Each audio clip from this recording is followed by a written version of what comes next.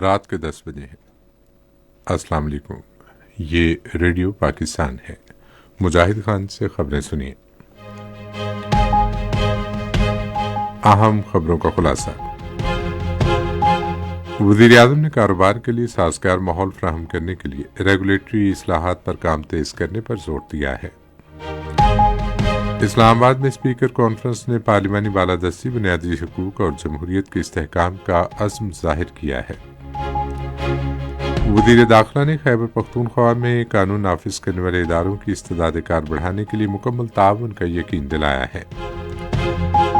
پاکستان اور جنوبی افریقہ کے درمیان 3 میچوں کی سیریز کا تیسرا ایک روزہ بین الاقوامی کرکٹ میچ اتوار کو جوہانسبرگ میں کھیلا جائے گا۔ اور اب خبریں تفصیل کے ساتھ۔ وزیر اعظم محمد شہباز شریف نے ملک میں کاروباری سہولت مراکز کی جلد تکمیل کی ہدایت کی ہے۔ وہ آج اسلام آباد میں جاری منصوبوں اور سرمایہ کاری بورڈ کے تحت اٹھائے گئے مختلف اقدامات پر پیش رفت کے جائزہ اجلاس کی صدارت کر رہے تھے۔ وزیر اعظم نے متعلقہ حکام کو انتظامی اصلاحات پر کام تیز کرنے کی ہدایت کی، جس کا مقصد ملک میں کاروبار دوست ماحول فراہم کرنا ہے۔ شہباز شریف نے کہا کہ غیر ملکی سرمایہ کاروں کو راغب کرنے کے لیے پاکستان میں موجود سرمایہ کاری کے مواقع کی مؤثر مارکیٹنگ انتہائی ضروری ہے۔ وزیر اعظم نے متعلقہ محکموں کو ملک سے انسانی اسمگلنگ کے خاتمے کے لیے تعاون بڑھانے کی ہدایت کی ہے۔ آج اسلام آباد میں انسانی اسمگلنگ کی روک تھام سے متعلق ایک اجلاس کی صدارت کرتے ہوئے انہوں نے ہدایت کی کہ انسانی اسمگلنگ میں سہولت فراہم کرنے والے FIA کے اہلکاروں کی شناخت کر کے ان کے خلاف سخت کارروائی کی جائے۔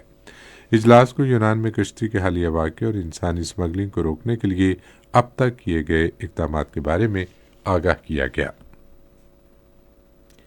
اجلاس کو بتایا گیا کہ کشتی کے سانحے کے بارے میں ہر قسم کی معلومات اور مدد حاصل کرنے کے لیے ایتھنز میں پاکستانی سفارت خانے سے ہیلپ لائن نمبر 30694385018 اور وزارت خارجہ اسلام آباد کرائسس مینجمنٹ یونٹ سے ٹیلی فون نمبر 05192078887 پر رابطہ کیا جا سکتا ہے۔ اسپیکر کانفرنس نے پارلیمانی بالادستی، بنیادی حقوق اور جمہوریت کے استحکام کے عزم کا اظہار کیا ہے۔ آج اسلام آباد میں 2 روزہ اسپیکر کانفرنس کے اختتام پر ایک متفقہ اعلامیے کی منظوری دی گئی، جس میں اسپیکرز نے تعمیری بات چیت اور باہمی افہام و تفہیم اور اختلاف رائے کے احترام پر زور دیا۔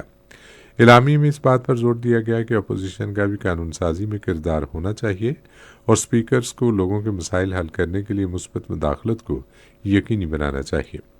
اعلامیے میں اسپیکرز پر زور دیا گیا کہ وہ موسمیاتی تبدیلی اور دہشت گردی جیسے مسائل پر توجہ دیں اور ان چیلنجز پر قابو پانے میں اپنا بھرپور کردار ادا کریں۔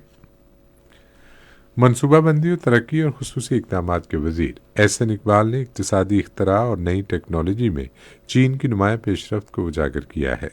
بیجنگ میں ایک پریس کانفرنس کے دوران انہوں نے کہا کہ چین پاکستان اقتصادی راہداری کے دوسرے مرحلے کے ذریعے پاکستان کو نہ صرف چین کی حمایت حاصل ہوگی بلکہ جدید تحقیق اور مسلسل جدت سے فائدہ اٹھاتے ہوئے تکنیکی ترقی میں بھی تعاون کیا جائے گا۔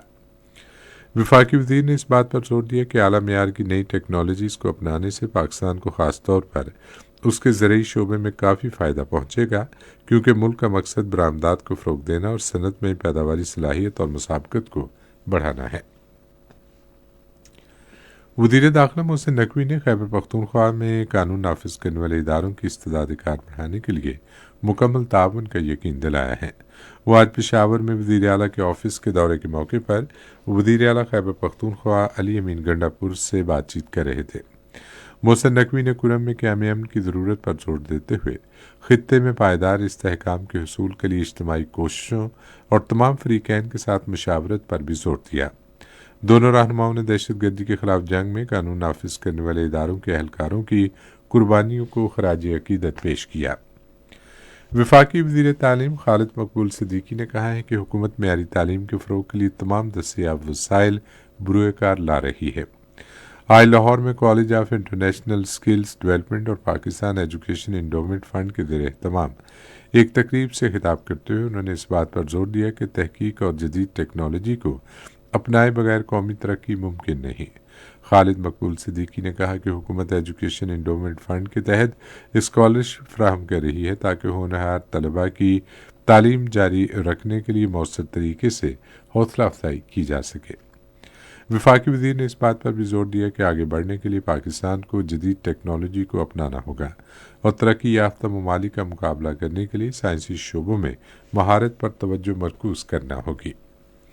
پاکستان اور جنوبی افریقہ کے درمیان 3 میچوں کی سیریز کا تیسرا بین الاقوامی کرکٹ میچ اتوار کو جوہانسبرگ میں کھیلا جائے گا۔ پاکستان پہلے ہی سیریز 2-0 سے جیت چکا ہے۔ اسی کے ساتھ خبریں ختم ہوئی۔ مزید خبروں اور تحریروں کے لیے آئیے ہماری ویب سائٹ پر، پتہ ہے radio.gov.pk، اور فیس بک کے link radio Pakistan news official پر براہ راست ویڈیو سٹریمنگ بھی ملاحظہ کیجیے۔